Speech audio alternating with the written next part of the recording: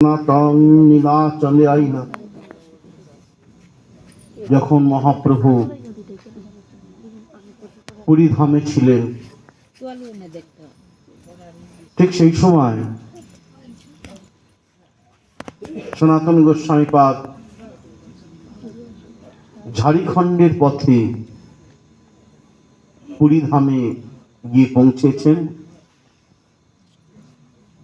প্রভুকে দর্শনের লালসায়, প্রভুকে দর্শনের উৎকণ্ঠায়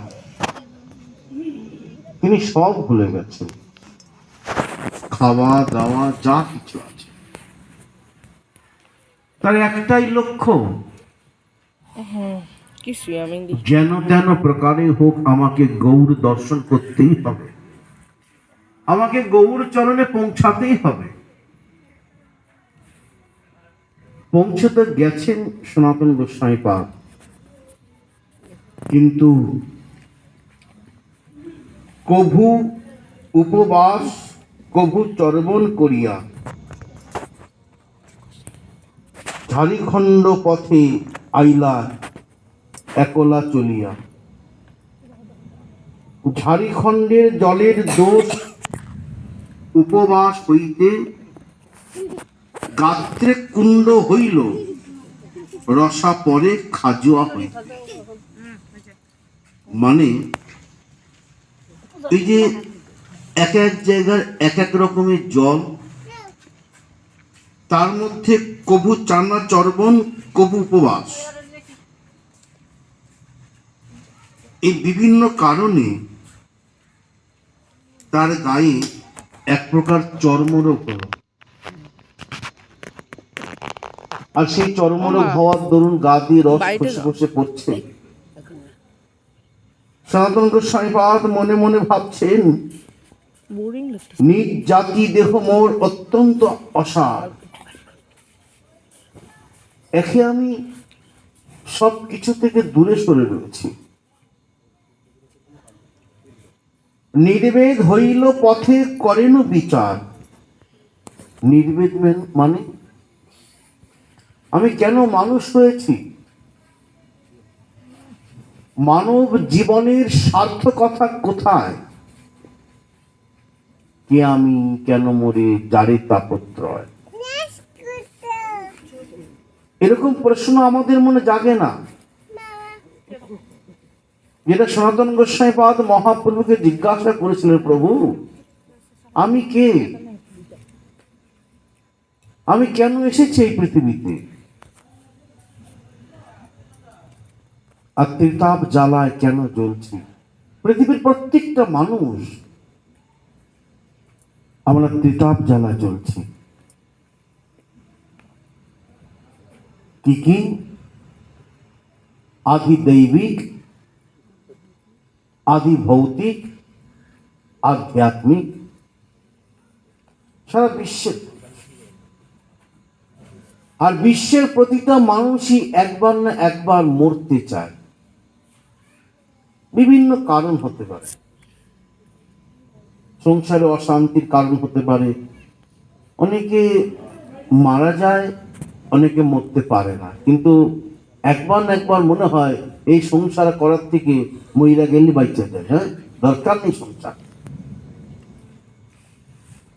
বিয়ে করার পর তো বেশিরভাগই বলে কি করতে যে বিয়ে করলাম।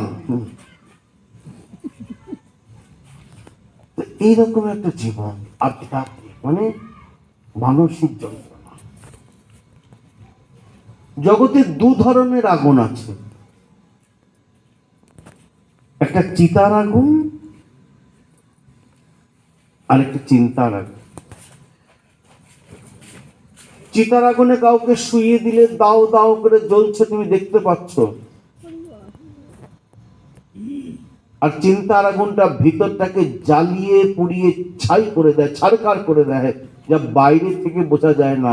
যে চিন্তার আগুনে পরে সে জানে যে কি সাংঘাতিক কষ্ট, না না মরতে পারে না বাঁচতে চায়। মানসিক যন্ত্রণা, যার ফলে ঘরে ঘরে এত সুগার, এত হাই প্রেশার।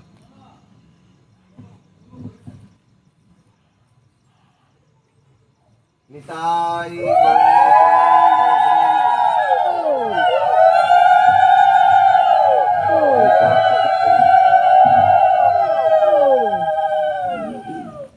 তাহলে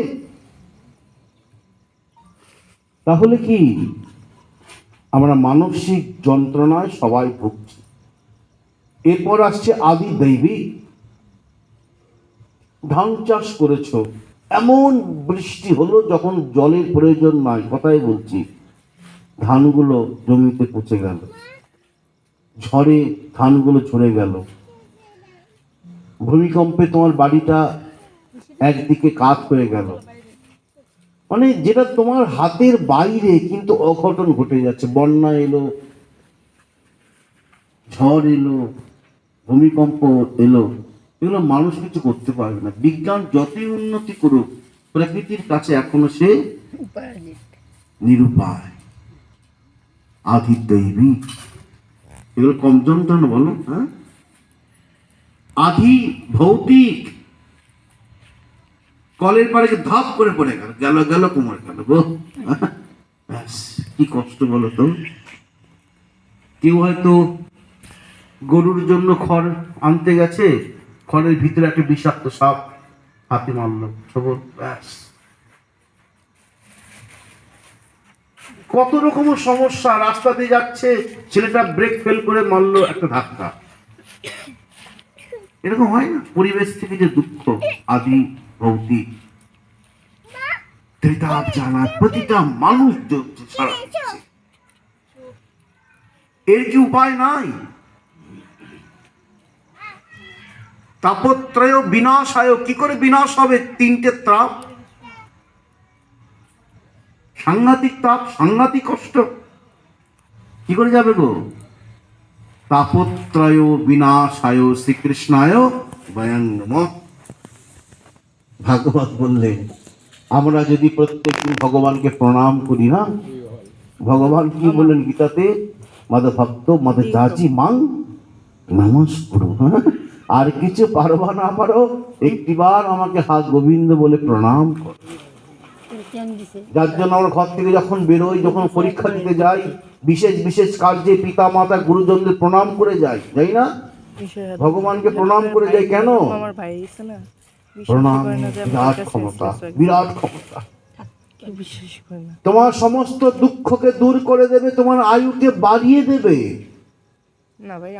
বাচ্চা বাচ্চা শিশুদেরকে প্রণাম করা শেখাও, ভগবানকে, সাধু গুরু বৈষ্ণব গুরুজনদের প্রণাম করা শেখাও। তাদের আশীর্বাদে তোমার পরিবার, তোমার পুত্র কন্যা নাতি নাতনি সুখে থাকবে। আশীর্বাদের বিরাট ক্ষমতা। টাকা পয়সা গয়না গাটিটা সুখ দিতে পারবে না। অনেক অলংকার পরে রয়েছে, কত টাকা ব্যাংকে রয়েছে, কিন্তু বাড়িতে অশান্তি লেগেই রয়েছে। হ্যাঁ, ওই জন্য সবাই সাধুগুরু বৈষ্ণবের কাছে কি চায়? টাকা দাও, পয়সা দাও, বাড়ি দাও, গাড়ি দাও। বাবা আশীর্বাদ করেন, বলে না? কেন বলে? আশীর্বাদের বিরাট ক্ষমতা। মার্কণ্ডেয় মুনির আয়ু ছিল অল্প, শুধু প্রণাম করতে করতে করতে করতে তিনি দীর্ঘায়ু হয়ে গেলেন, অমর হয়ে গেলেন। শ্রীমদ্ ভাগবতের নাম আছে। তো ভগবানকে প্রণাম করো। কে আমি? মহাপ্রভু বললেন, তুমি ভগবানের দাস, তুমি ভগবানের ভক্ত, তুমি ভগবানের নাম করতে এসেছো। আর সেই নাম ঠিকানা, ঠিকানা কি? ভগবানের চরণ। তোমার উদ্দেশ্য কি? কর্ম হরিত সঞ্জত সা বিদ্যা তন্মতের জয়া। সেই কর্ম করো যে কর্ম করলে ভগবান সন্তুষ্ট হবেন। সা বিদ্যা, তাকে জানো, তন্মতির জয়া, মন প্রাণ তাকে সপেগা। দেখো তোমার জীবনে কত উন্নতি হয়। তাই আমরা মানুষ হয়েছি ভগবানের ভজনের জন্য, ভগবান ভজনের জন্য। সেটা ভুলে গেছি। নির্ভীক। সনাতন গোস্বামী পাদ বলছেন, হাই রে জীবন, অন্য কিছু করতে লাগে না, আমি শুধু এসব- খাবো দাবো ঘুমাবো বংশ বিস্তার করবো, তো করো না। কুকুরও করে বলো না? কুকুর করে না? আরে আমি এখানেই পশুর আছি। বংশ বিস্তার হয় না? আমি ওইখানে দাদু ওইখানে একটু যাম। পশু ধরো তার তার সঙ্গিনীর সঙ্গে ধরো না, কাম বিহার করে না? তুমি পশু খালি- ঘুমায় না? পশু এই খায় জায়গা না? দিবা না, এই জায়গা হাত দিবা না, এই জায়গা হাত দিবা তো আমি কি পশু? বাস। ধর্মহীনা মানুষ পশুরা সমান? না। বেশিক্ষণ না, না। আস্তে আস্তে। এই করতে শুধু মানুষ হয়েছি? এটাই মানব জীবনের একমাত্র উদ্দেশ্য, লক্ষ্য? ঠিক ঠিক এমন দেহের যে দেহে আমার গোবিন্দ ভজন হয় না। সনাতন গোস্বামী ভাব বলছে, হে প্রভু, আমি এই করতে মানুষ হইনি। আমি হয়েছি মানুষ তোমার ভজনের জন্য, যেন দিনান্তে একবার হা গৌর বলতে পারি, হা নিতাই বলতে পারি। যেন আমি যখন সুযোগ পাবো জয় রাধে বলে যেন বৃন্দাবনে গড়াগড়ি দিতে পারি। যখন সুযোগ হবে যেন হা নিতাই হা গৌর বলে ওই সুরধনির গঙ্গার তীরে আমি যেন নেচে নেচে যেতে পারি। আর ওই যেখানে মহাপ্রভু যেখানে যেখানে গেছেন সেই পদধূলি, মহাপ্রভুর যে চরণের ধুলি আজও রয়েছেন, আজও সেই নিত্য লীলা করে গোড়ারায় কোন কোন ভাগ্যবানে দেখিবারে পায়। আজও আমার নদিয়া বিহারী নবদ্বীপে বিহার করছেন। যদি একবার তার দেখা পেয়ে যায় জীবন ধন্য হয়ে যাবে। তাই তো বারে বারে যেতে হবে, বলো? বারে বারে যেতে যেতে একবার না একবার তো দেখা হবে। ওই সাধুগুরু বৈষ্ণবের কৃপাকে সঞ্চয় করে, হরিনামকে আশ্রয় করে, গুরু কৃপাকে সঙ্গী করে যদি একবার হা গৌর হা নিতাই বলতে বলতে নবদ্বীপে পথে যাই, আর আমার গৌরাঙ্গ সুন্দরী একটুখানি স্পর্শ যদি আমার গুরু কৃপায় আমার লেগে যায়, আমার জীবনটাই ধন্য হয়ে যাবে। এই ভাবনা মনে জাগে? হ্যাঁ, ওই শুধু টাকা রোজগার করব, খাবো দাবো ঘুমাবো, সংসারে অশান্তি করব, বৃদ্ধ হব, তারপরে আবার কান্নাকাটি যেন তাড়াতাড়ি মরতে পারি গোসাই, আর ভাল লাগে না সংসার, আর ভাল লাগে না সংসার। এই তো এইটা আবার স্থানে স্থিতা, যে যেখানে আছো সেখানেই থাকো। এই দেহ তোমাকে ভগবান দিয়েছেন, এই দেহ ভগবান নেবেন যখন তার সময় হবে। তোমার দেহে যতক্ষণ প্রাণ আছে হরে কৃষ্ণ নাম জপ অবিরাম, যতদিন দেহেতে আছে গোপরা। যাদের লাগি করো এত মিথ্যা প্রবঞ্চনা, সেদিন এরা কেহ রবে না, রবে না। বুঝেছো? আত্মীয় স্বজন কে কত কম পেল, কে কত বেশি পেল, এই নিয়ে তাদের মধ্যে বিচার করতে করতে মায়ের দিকে কারোর আর তাকানো হয় না, বলো? মায়ের একটা কোনো একটা দামি ওষুধের দরকার, ও বলবে এখন আমার পালা নয়, ওর পালা। ওর স্ত্রী বলবে আমার, তোমার ছেলে তো এখন আসে নাই, পয়সা পাবো কোথায়? ওর বউ বলবে তুমি কেন দেবে, এখন কি তোমার পালা? এই ঝালাপালা ঝালাপালা ঝালাপালা, মায়ের ভিতরটা অস্থির হয়ে যাচ্ছে যে আমার ছেলে আছে, সবই আছে, কিন্তু নিজেদের মধ্যে স্বার্থের জন্য আমাকে আমার ওষুধটাই পাচ্ছে না। আছে সব, আমার বাড়ি ঘর আছে, হয়তো আমার স্বামী চলে গেছে, আমার নামে বাড়ি ঘর করে দিয়ে গেছে, তার সে পুত্র কন্যা সব রেখে গেছে, তাদের বংশবৃদ্ধি হয়েছে, সবই হচ্ছে, কিন্তু শুধু হচ্ছে না আমার সুখ, সুখ বৃদ্ধি হচ্ছে না। এই সংসারের যাতনায় দিন রাত আমি শুধু পিসছি আর পিসছি, পিসছি আর পিসছি। একটাই পথ, সেটা কি বলো? ভগবানের নামকে আশ্রয় করো। অনেক তো হলো প্রভু, অনেক হলো। বয়সটা তো পেরোতে পরে তো 60 হয়ে গেল, 50 70 হয়ে গেল। নাতি নাতনি ছেলে পুলে সব তো দেখে ফেললাম, বলো? নাতিকেও দেখলাম সামনে দিয়ে চলে যাচ্ছে, নাতনিকেও দেখলাম মনের মতন কাউকে পেলে কারোর দিকে তাকাচ্ছে না, ঘর ছেড়ে পালিয়ে যাচ্ছে। সবই তো দেখলাম, দেখলাম কিনা বলো?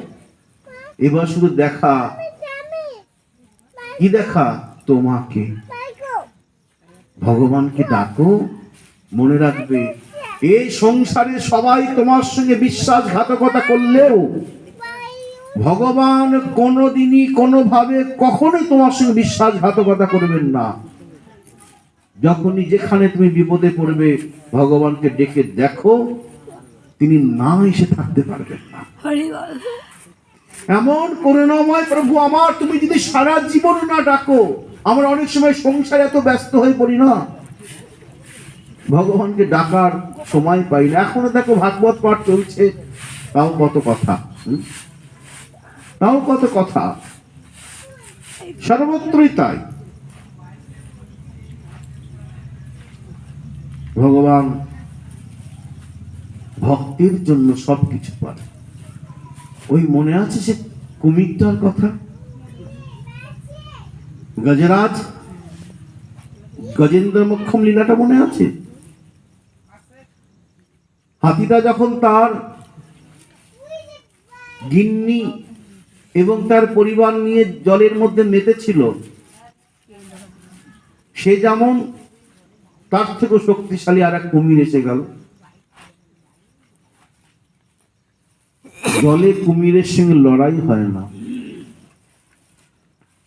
হাতিকে টেনে নিয়ে যাচ্ছে হস্তিনী, হাতির বউ, হাতির পরিবার, হাতিটা রাজা, সবাই লেজের সঙ্গে লেজ বেঁধে টেনে নিয়ে যাচ্ছে, কিন্তু কুমিরের সঙ্গে পারল না। 1000 বৎসর যুদ্ধ হলো, সবাই পরাজিত হলো, সবাই বলছে তো মরবেই। যে মরবে তার সঙ্গে সঙ্গে আমাদের মরে কি লাভ, চল আমরা আমাদের মতন জায়গায় চলে যাই, নতুন রাজা করি। হস্তিনী বলছে নতুন হাতির সন্ধান করি, এ তো মরবেই। সবাই একে একে চলে গেল। হ্যাঁ, হাতি ভাবছে যদি কখনো আমার হস্তিনীর দিকে কেউ তাকাতো, অন্য কোনো হাতি, আমি আমার দুটো দাঁত নিয়ে তেড়ে যেতাম, তার ভুঁড়ি ফাঁসিয়ে দিতাম, যে আমার বউয়ের দিকে তাকানো, আমার পরিবারের দিকে তাকানো, আমি সুর নিয়ে তাকে ছুটে যেতাম মারবার জন্য। আজ তারাই আমায় ছেড়ে চলে যাচ্ছে বিপদ দেখে। বলিহারি যাই, এর নাম সংসার। কাকে বলবো? আস্তে আস্তে বুঝতে পারছে হাতি, তার কানের কাছে জল ছলাৎ ছলাৎ করে। এই বুঝি ডুবে যায়, এই বুঝি ডুবে যায়। হঠাৎ করে তার মনে হলো পূর্বজন্মে সুকৃতির ফলে বা কারো না কারোর মুখে শুনেছি নাকি এমন একজন রয়েছেন যাকে সারা জীবন না ডাকলেও যদি একবার মধুসূদন বলে ডাকা যায়, তিনি না এসে থাকতে পারবেন না। কিন্তু ভগবানকে ডাকতে হলে তো কিছু দিতে হয়। সাধু গুরু বৈষ্ণব ভগবান, তাকে তো খালি হাতে যেতে নেই, রিক্ত পানিন্ন হস্ত, যার যেমন ক্ষমতা। আমি তো নিরাশ্রয়, আমি কি দেবো, কোথায় পাবো? এমন সময় দেখছেন একটা সুন্দর পদ্ম ফুটে রয়েছে জলের মধ্যে, জলপদ্ম। কোন ক্রমে সেই সুরটা বাড়িয়ে পদ্মটিকে নিয়ে সুরের মধ্যে ধরে আকাশের দিকে তাকিয়ে হাতিটা বলছে, ওগো ভগবান, আমি কোনোদিনও তোমাকে ডাকিনি, ডাকবো বলে ভাবিও নি, দিব্যি সংসার নিয়ে মেতেছিলাম, কিন্তু যাদের জন্য আমি এত কিছু করেছি আজ তারাই আমায় ছেড়ে চলে গেল। আর কার কাছে যাব? আর তো কেউ নেই। তাই তোমাকে ডাকছি, যদি পারো এসে আমাকে উদ্ধার করো। আর কেউ উদ্ধার করো। যখন এইভাবে ডাকছেন গজরাজ, এমন সময় ভগবান বলছেন, গরুর, ও গরুর, ওই তাকিয়ে দেখো, আমার ভক্ত বিপদে পড়েছে। তুমি তো জানো আমার ভক্ত যদি বিপদে পড়ে আর একবার যদি আমাকে ডাকে, সে যেখানেই থাকুক আর আমি যে অবস্থায় থাকি, আমি তার কাছে না গিয়ে থাকতে পারি না। চলো গরুর দেখো কেমন ডাকছে আমার ভক্ত। গরুর ভগবানের বাহন, দ্রুত গতিতে এগিয়ে চলেছে গরু, তার সমস্ত শক্তি প্রয়োগ করে এগিয়ে চলেছে।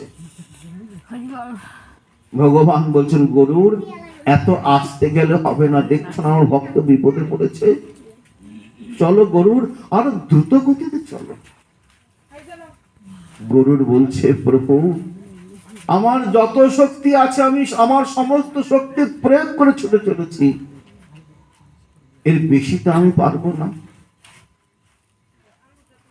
ভগবান বলছেন গরু আমারও আর তোমার পিঠে থাকা হলো না। গরুর আমি লাফ দিলাম, ঝাঁপ দিলাম, আমি জলে পড়বো না, স্থলে পড়বো, আগুনে পড়বো না, কাঁটায় পড়বো, আমার কোনো দিকে কোনো খেয়াল নাই।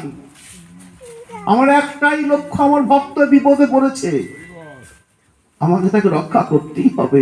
আমি যে ভক্তের ভগবান, সবাই মুখ ফিরিয়ে থাকতে পারে কিন্তু আমি মুখ ফিরে থাকতে পারি না, আমি যে ভক্তের ভগবান। ভগবান গরুরের পিঠ থেকে ঝাঁপ দিলেন, ঝাঁপ দিয়ে কুমির সহ হাতিটাকে টেনে নিয়ে আসলেন, সুদর্শন চক্র দিয়ে কুমিরের মুখটাকে কেটে দিলেন, গজরাজ উদ্ধার পেল। আমরা দেখলাম এক আশ্চর্যের এক ঘটনা, গজরাজের সঙ্গে সঙ্গে কুমিরটাও উদ্ধার পেয়ে গেল। হ্যাঁ, কি সুন্দর সিদ্ধান্ত। আমরা প্রশ্ন করলাম প্রভু গজরাজ তোমাকে ডেকেছে, সে না হয় উদ্ধার হতেই পারে, কিন্তু গজরাজের সঙ্গে সঙ্গে তুমি কুমিরটাকে কেন উদ্ধার করলে? ও তো তোমাকে ডাকেনি। তখন সিদ্ধান্ত দিচ্ছে কুমিরটা আমাকে ডাকেনি বটে, কিন্তু যে ডেকেছে সেই হাতি তার পাটা ধরেছিল ওই কুমিরটা, তাই ওই হাতির সঙ্গে সঙ্গে আমি কুমিরটাকে উদ্ধার করে দিয়েছি। ওগো মানুষ, তোমরা ভজন করতে পারো বা না পারো, যারা ভজন করেন তাদের চরণ দুখানি ছেড়ো না। তারা যখন হা গৌর হা নিতাই বলে, জয় রাধে শ্রী রাধে বলে, আমার রাধা গোবিন্দের যুগল পাদ পদ্মে পৌঁছে যাবে, আমার নিতাই গৌরের পাদ পদ্মে পৌঁছে যাবে, তোমরাও তখন তাদের চরণ দুখানি বুকের মাঝে জড়িয়ে ধরে হা গৌর হা নিতাই বলে তোমরাও নিতাই গৌরের পাদ পদ্মে অনায়াসে পৌঁছে যাবে। আর কিছু পারো বা না পারো, সাধুগুরু বৈষ্ণবের চরণ ছেড়ো না। সাধু সঙ্গ সর্বশাস্ত্রে কয়, লবমাত্র সাধু সঙ্গ সর্বসিদ্ধি হয়। কুমিরটা কিন্তু আর কিচ্ছু করেনি, কুমিরটা ভগবানকে ডাকেনি, কিচ্ছু করেনি, শুধু যিনি ডেকেছেন যার চরণ সে ছাড়েনি। কুমিরটা কিন্তু ছাড়েনি, অনেক কসরত করেছে, সবাই অনেক কসরত করেছে পরিবারের লোকজন, সেই সাধুর চরণ ছাড়েনি। সংসারী লোকও তোমাকে অনেক কিছু বলবে, ওই সাধু সঙ্গ ছাড়ো, ও করলে তুমি সংসার করবে কিভাবে, তাহলে বিয়ে করেছিলে কেন, তাহলে বাবাজি হয়ে চলে যাও, সংসার থাকা দরকার নেই, অনেক কথা বলবে। কুমিরটার মতন তুমি সাধুর চরণ ছাড়বে না, সাধু সঙ্গ ছাড়বে না, কারণ একটা দিন এমন আসবে নিজের স্বার্থ সিদ্ধির জন্য প্রত্যেকেই তোমাকে ছেড়ে চলে যাবে, আর যদি তুমি সাধুর চরণ না ছাড়ো অনায়াসে তুমি গোবিন্দ পাদ পদ্মে পৌঁছে যাবে। সাধু সঙ্গ ছিল না, সাধুর চরণ ছিল না, হরিনাম আর সাধুগুরু বৈষ্ণবের সঙ্গ, এটা দুটো যদি কেউ না ছাড়ে সে জীবন যুদ্ধের জয়ী হবেই হবে। একদিন হনুমান জলের মধ্যে পাথর ভাসাচ্ছেন, যখন রাম সেতু হচ্ছিল, পাথরের মধ্যে রাম নাম লিখে দেন আর পাথরটাকে জলের মধ্যে ছেড়ে দেন। তখন দিব্যি পাথরটা ভাসে, দূরে দাঁড়িয়ে আছেন প্রভু রামচন্দ্র, সব দেখছেন। তিনি বলছেন হনুমান, বাহ, তুমি তো দিব্যি পাথরগুলো ভাসাচ্ছ, তো আমি একটু সহযোগিতা করি। রামচন্দ্র ভাবছেন ও বেটা আমার নাম লিখে পাথরটাকে ভাসাচ্ছে, তা তা আমি তো নিজে স্বয়ং রাম, আমি আমার কেন পাথরের মধ্যে রাম নাম লিখতে যাবো বলো? তা আমি নিজেই পাথরটাকে জলের মধ্যে ছেড়ে দিই। যেই পাথরটাকে জলের মধ্যে ছেড়েছেন, পাথরটা ডুবে গেছে। শ্রীরামচন্দ্র আবার একটি পাথর ছাড়ছেন, আবার ডুবে যাচ্ছে। যতবারই পাথর জলের মধ্যে ছাড়েন, ততবারই পাথর ডুবে যায়। ওই পাশে পেছনে দাঁড়িয়ে থাকা হনুমান খুব হাসছেন, অট্ট হাসছেন। রামচন্দ্র জিজ্ঞাসা করছেন, ওই তুই হাসছিস কেন রে বেটা? দেখছিস এই পাথরগুলোকে আমি ভাসাতে পারছি না, ডুবে যাচ্ছে, আর তুই হাসছিস? প্রভু, হাসছি কেন জানো? তোমার কাণ্ড দেখি। বলো, কি কাণ্ড রে? বলো, দেখো না প্রভু, একে তো ওই পাথরগুলোর মধ্যে তোমার নাম লেখা নাই, রাম নাম লেখা নাই। দ্বিতীয়ত স্বয়ং প্রভু তুমি পাথরটাকে ছেড়ে দিচ্ছ। যাকে তুমি ছেড়ে দাও সে কখনো কি আর ভাসতে পারে? সে তো এমনি ডুবে যাবে। আর আমি দেখো প্রত্যেকটা পাথরের মধ্যে রাম রাম লিখে দিচ্ছি, রাম আর তুমি, হ্যাঁ, নাম নামই তো অভিন্ন, যিনি নামই তিনি তো নাম। তাই পাথরটা জলের মধ্যে ভাসছে। তেমনি ভাবে যার হৃদয় মাঝে আমার গোবিন্দের নাম থাকে, সে কখনো সংসার সমুদ্রে ডুবে যায় না, সে সংসার সমুদ্রে ভেসে থাকে। আর ভেসে থাকতে থাকতে প্রভুর নাম করতে করতে অনায়াসে আমার ভগবানের পাদ পদ্মে পৌঁছে যায়। নাম ছাড়, নামের বিরাট ক্ষমতা, বিরাট ক্ষমতা। মহাপ্রভু বললেন, ইহাতেই সর্বসিদ্ধি হইবে সবাকার, সর্বক্ষণ বলো এতে বিধি না হিয়া। তোমার সমস্ত মনোবাসনা পূরণ হবে। খাইতে শুইতে যথা তথা নাম লয়, দেশ কাল নিয়ম নাই, সর্বসিদ্ধি হয়।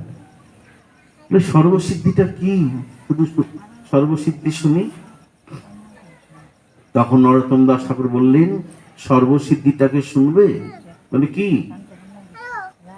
তীর্থ যাত্রা পরিশ্রম, কেবলই মনের ভ্রম, সর্বসিদ্ধি গোবিন্দ চরণ। তোমাকে, তুমি সংসারে যদি হও, তোমার দ্বারা সংসারে সবকিছু পাইবে। অনায়াসে তোমাকে যিনি গোবিন্দ পাদ পদ্মে পৌঁছে দেবেন, তার নামই হলো হরিনাম, হরিনাম, হরিনাম। মৃত ব্যক্তির মধ্যে যিনি প্রাণীর সঞ্চার করেন, তার নাম হরিনাম। মরা মানুষকে যিনি বাঁচিয়ে দেন, তার নাম হরিনাম। অকাল মৃত্যু যিনি রোধ করে দেন, তার নাম হরিনাম। জানো, তাই ভগবানের নাম ছাড়া থাকতে হবে না। সনাতন গোস্বামী পাদ বলছে, আমি কেন মানুষ হয়েছি? ভগবত ভজনের জন্য। নরতন ভজনের মূল। আর সেই মনুষ্য দেহ পেয়ে, মনুষ্য দেহ পাইয়া রাধা কৃষ্ণ না বুঝিয়া, জানিয়া শুনিয়া বিষ খাই। এটা আমাদের অবস্থা। আমি সকল কাজের পাইরে সময়, তোমারে ডাকিতে পারিনে। আমি চাহি দারাসুত সঙ্গ সুখ, তব সঙ্গ সুখে চাহিনে। আমি কত গান গাহি মনের হরসে, তব মহিমা গাহিনে। আমি দিন রাত কত কথা বলছি, তার মধ্যে একবার হা গৌর হার নিতাই বলবো, সেইটুকুনি আমি সময় পাচ্ছি না। হ্যাঁ, আমি কত সঙ্গ করছি, কিন্তু একটু সাধু সঙ্গ করব, সেই দিকে আমাদের ভ্রুক্ষেপ নাই। আমি কত কথা শুনছি, একটু হরি কথা শুনবো, সেই দিকে আমাদের খেয়াল নাই। তাহলে আমাদের জীবনে দুঃখ আসবে না, তো কার জীবনে দুঃখ আসবে বলো? সনাতন গোস্বামী পাদ পৌঁছে গেলেন হরিধামে। মনে মনে ভাবছেন, জগন্নাথের সেবক ফেরে কার্য অনুরোধে, তার স্পর্শ হইলে মোর হইবে অপরাধে। তাতে এই দেহ যদি ভালো স্থানে দিয়া, দুঃখ শান্তি হয় আর সদগতি পাইয়া। বলে, যদি আমি, আমার তো কুণ্ড রোগ, চর্মরোগ, তার মধ্যে সারা জীবন মিলেচ্ছর সঙ্গ করেছি, অহিন্দু সংঘ কয়টার করেছে। দিকে বসছেন? অহিন্দুর মন্ত্রী ছিলেন তো সব। 7টার দিকে, 8টা বাজতে চললো একদম। এই দেহ ভগবত ভজনের দেহ নয়। 6 মিনিট। আমি ওই জগন্নাথের সামনে যাব না, আমি জগন্নাথের মন্দিরের সামনেও যাব না। কারণ যদি জগন্নাথের সেবকগণের সঙ্গে আমার স্পর্শ হয়ে যায়, আমার তো অপরাধ হবে। তারা জগন্নাথের সেবা করে আর আমার মতন ম্লেচ্ছ তার স্পর্শ যদি হয়, একটা সেন বাইরে। তাদের কিছু হবে না, আমার তো অপরাধ হবে। তাই আমি সামনে যাব। বলে কি করবে? জগন্নাথ রথযাত্রায় হইবে বিনবাহী, তার রথ চাকা এই ছাড়িব শরীর। মহাপ্রভুর আগে আর দেখি জগন্নাথ, রথে দেহ ছাড়িব এই পরম পুরুষার্থ। বুঝছো? আমরা সংসার জ্বালা সহ্য করতে না পেরে আত্মহত্যা করতে যাই, আর গোবিন্দের পরিকরগণ ভক্তগণ যখন ভগবানকে দর্শন করতে না পারেন, ভগবান যদি দেখাই না পেলাম, এই দেহ দিয়ে যদি ভগবতী সেবাই করতে না পারলাম, তাহলে এই দেহ রেখে কি লাভ? তখন তারা এই দেহকে নষ্ট করতে যায়। জন্য সেই মনে পড়ে সেই মুরারি গুপ্তের কথা। হঠাৎ করে মনে পড়ছে মুরারি গুপ্ত, তিনি একদিন মনে মনে ভাবছেন, বুঝতে পেরেছি প্রভু আমার এক লীলাকে সম্বরণ করে নেবেন, আর প্রভু যদি আমার আগে লীলাকে সম্বরণ করে নেন, আমি কি নিয়ে থাকবো, কি নিয়ে বাঁচবো? গৌর ভক্ত তো আমার গৌর ছাড়া কিছু বোঝে না। বোঝে একে তুমি আমি নাতিপুতি নিয়ে দিব্যি ভালো আছি। সাধুগুরু বৈষ্ণব সব থাকলেও যেদিন তার ভগবানের নাম হয় না, সেদিন দুর্দিন। যেদিন ঠিক মতন ভগবানের সেবা করতে পারে না, সেদিন তার কাছে দুঃখের দিন। সবই তো হচ্ছে গোসাই, ঠিক মতন মালা হচ্ছে না। দেখা যাইতেছে নাম চোখে। কত দুঃখ, মালা হচ্ছে না আমার ঠিক মতো। আমি সবই পাচ্ছি, কিন্তু আমার গোবিন্দের সেবা ঠিক মতন করতে পারছি না। আমার শ্রী গুরুদেব কৃপা করে আমাকে ঘরের মধ্যে ভগবান দিয়েছেন, ঠাকুর দিয়েছেন, আমি ঠিক মতন ঠাকুরের সেবা করতে পারছি না। দিন রাত শুধু সংসার সংসার করতে করতে দিন চলে যাচ্ছে। কবে হবে আমার গৌর গোবিন্দের সেবা? কবে হবে আমার যুগল সেবা? কবে হবে সেই প্রমোদ দেওয়ার নাম? অথচ প্রত্যেক দিন 1 লক্ষ 2 লক্ষ করে হরিনাম করছে, তবুও তার অন্তরে কত ব্যথা, আমার হরিনাম হচ্ছে না। আর আমাদের নামের বালাই নাই, জপের মালা হাতে নাই, ভগবানের সেবার বালাই নাই, আর এইসব নিয়ে কান্না করার সময়ও আমাদের নাই। আমাদের ওই সময় গোসাই কইবেন না, কোমরে কি ব্যথা, হাঁটুতে ব্যথা, পেটে ব্যথা, এই চলছে। নাতিরে কই পাটা টিপা দে, বৌমারে কই ছেলেরে কই কোমরটা টিপা দে। আমি যদি ভুলেও বৌমারে কইও না যে গলাটা টিপা দে, মহিলা যাবা, ওটা ভুলে কইও না। বৌমা খেয়াল থাকবো না, দিব টিপা গলা, না যাইবা। এই তো আমাদের মানব জীবন। একবারও মনে হয় যে সারাটা দিন আমি কত কথা বললাম, কতজনের সঙ্গে মিশলাম, একবারও কি মনে হয় না যে একটু দাদর সঙ্গে তিলক দিয়ে, গলায় একটু মালা ধারণ করে আমি একটু প্রভুর সেবায় একটু ফুল তুলসী দিই? আর কত মাছ খাবো, আর কত আমিষ খাবো বলো? অনেক তো হলো, 40 তো পেরোলো, 50 তো হলো, এখনো মাঝখানে 30টা বৎসর তুমি বসে বসে, তাও বললাম 30টা বৎসর 20টা বৎসর তোমরা আমিষ খেয়েছো, আর কত? অনেক তো সংসার হলো। এই সংসারের ভালোর জন্য অন্তত ভগবানের নামটা তো করো। তার বেলা তোমার সময় নাই। দিন গেল মিছে কাজে, রাত্রি গেল নেত্রে, না ভোজেন রাধা কৃষ্ণের চরণারবিন্দে। বিশ্বাস করো, যেদিন তোমার ঘরেতে নিতাই গৌরের সেবা সুন্দর হবে, যেদিন তোমার ঘরেতে রাধা গোবিন্দের সেবা সুন্দর হবে, সেই দিন তোমার ঘরে কোনো অভাব থাকবে না, আর সেদিন তোমার ঘরে কেউ মূর্খ থাকবে না। গ্যারান্টি বলে দিচ্ছি, 100% গ্যারান্টি। মূর্খ থাকবে না। আমার পুরাটা পরে না, আমার মাইয়াটা পরে না, গোসাইটা মাথায় হাত বুলাইয়া দেন, কিচ্ছু করতে হবে না, কাউকে বলতে হবে না। আমার নিতাই গৌরের সেবাটা সুন্দর করে করো, তোমাকে কারোর কাছে তোমাকে মাথা নোয়াতে হবে না। আমার নিতাই গৌরকে একটু প্রণাম করো, প্রণাম শেখাও। দেখো তোমার ছেলেগুলো শিক্ষিত হয় কিনা, আর তোমার ঘরে কোনো অভাব থাকে কিনা। তুমি যে লেখাপড়া না শেখো, ওই লোকের কাছে যেমন তোমাকে হাত পাততে হবে, হ্যাঁ, একটু কাজ দেন না, কাজ দেন না। আর যেদিন তুমি যোগ্য তৈরি হবে না, লোক তোমাকে খুঁজে বার করবে। অমুক বাড়িতে একজন আছে, ও ভালো কাজ জানে, নিয়ে আয় তো, ভালো মিস্ত্রি বলো, তোমাকে খুঁজে নিয়ে আসবে যখন তুমি যোগ্য হবে। আর যখন তুমি অযোগ্য হবে তখন তুমি ঘুরে ঘুরে বেড়াবে। যেদিন তোমার মনোনিষ্ঠার সঙ্গে নিতাই গৌরের সেবা করবে, তোমাকে কারুর কাছে যেতে হবে না, সবাই তোমার কাছে আসবে, মনে রেখো। আর তোমার ঘরের অভাব তোমার ঘরে ঢুকতে পারবে না, আর তোমার ঘরে কেউ মূর্খ জীবনে থাকবে না। চৈতন্য ভাগবতে বলছেন, নবদ্বীপে সবে রমা দৃষ্টিপাতে সুখে ভাসে। এটা নাকি গো দিদি? হ্যাঁ, রমা দৃষ্টিপাতে সবে সুখে ভাসে, চৈতন্য ভাগবত। মা সরস্বতীর কৃপাতে শিশুরাও ভট্টাচার্যের সঙ্গে কক্ষা করে। এই গ্রন্থগুলো তো পড়তে হবে নাকি, বাংলায় লেখা তো। কেন বললাম জানো? মহাপ্রভু আবির্ভূত হবেন জেনে বিধাতার আদেশে লক্ষ্মী ঠাকুরানী নবদ্বীপে দৃষ্টিপাত করলেন। কেন? যেন নবদ্বীপে কোনো অভাব অনটন না থাকে, যেন নবদ্বীপের সবাই প্রাণ ভরে গৌরাঙ্গের সেবা করতে পারে। আর এই গৌরাঙ্গের সেবা করার জন্য যত অর্থের দরকার সব লক্ষ্মী ঠাকুরানী দেবে। রমা দৃষ্টিপাতে সবে সুখে ভাসে। চৈতন্য ভাগবতের সিদ্ধান্ত অনুসারে নবদ্বীপবাসীর প্রতি মা রমাকে লক্ষিত,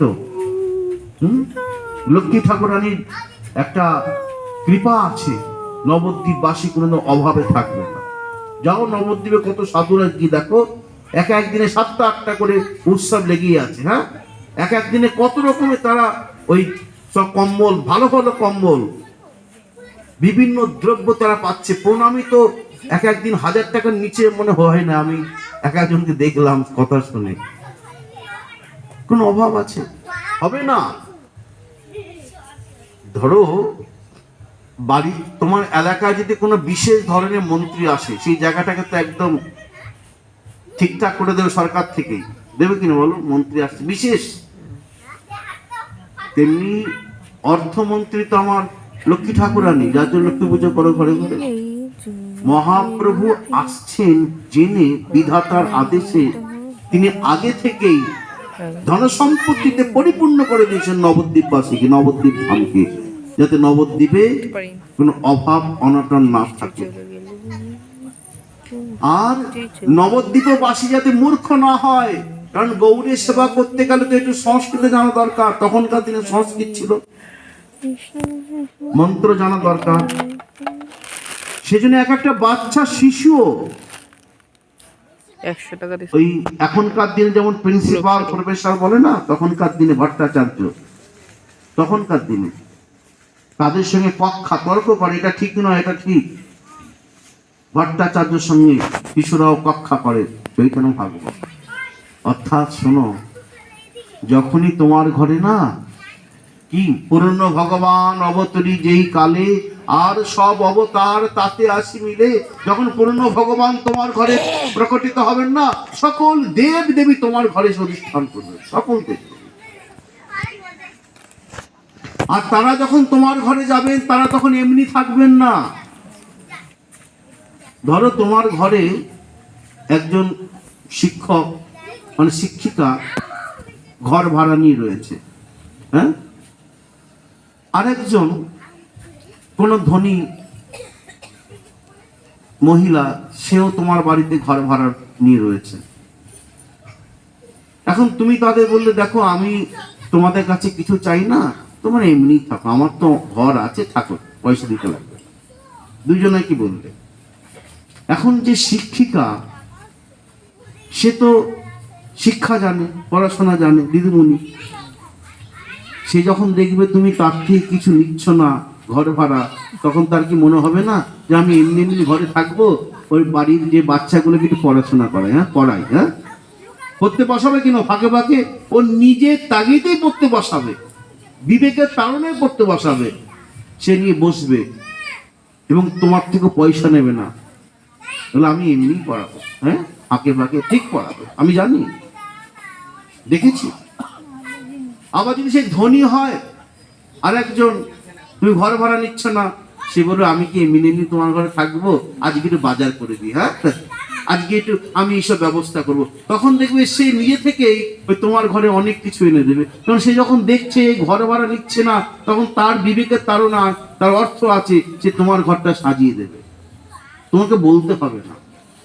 তেমনি ভাবে যখন তোমার ঘরে আমার নিতাই গৌরে সেবা হবে না, মা লক্ষ্মী ঠাকুরানী আর সরস্বতী এমনি তোমার ঘরে বিরাজিত হবে, এমনি হবে।